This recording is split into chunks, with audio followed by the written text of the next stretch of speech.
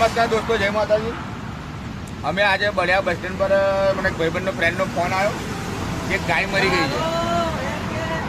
ગાય મરી ગઈ છે. ચેક કરવા આવ્યા તો ગાય જીવતી નીકળી અને તૈયારીમાં જ પછી અમે 1962 એટલે 1962 નંબર પર ફોન કર્યો ને ડૉક્ટરની ટીમને બોલાવી.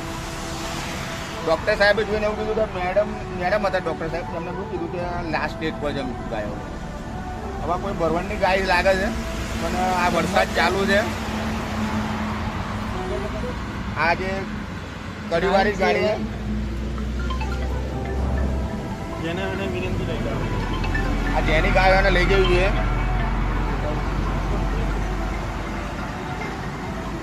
ડૉક્ટર આ ગાડી પેલી ગાડી આવી ગઈ છે, સારવાર કરી રહ્યા છે. ભાઈ હવે જોઈએ શું કરે છે. ભાઈ 1962 વાળી ગાય લાસ્ટ સ્ટેજ પર છે. ડૉક્ટરનું કહેવું છે કે લાસ્ટ સ્ટેજ પર છે, પણ હવે મને એવું લાગે છે કે આ ગાયને કોઈ ગૌશાળા જેવી હોય નજીક કંઈ મોકલી હાલે, એની સારવાર થાય, ગાય જીવતી રહે.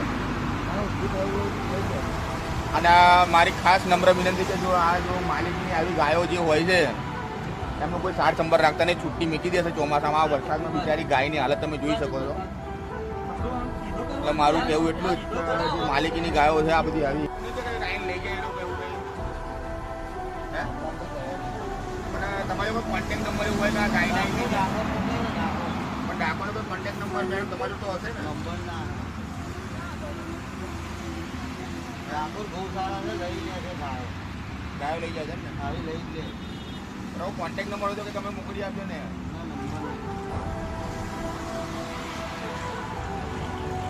ગાય લાસ્ટ સ્ટેજ પર લાગે છે. હવે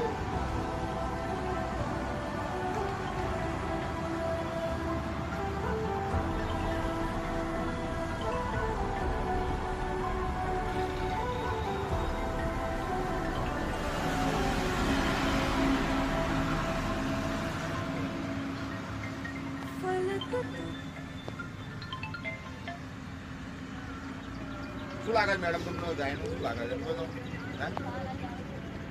પણ તોય પણ મેડમ મને કોઈ કોન્ટેક્ટ નંબર ચાલો અમે મોકલી આવીએ કે સારી જગ્યા પર એવી કે એની કંઈ સેવા થઈ શકે આગળ.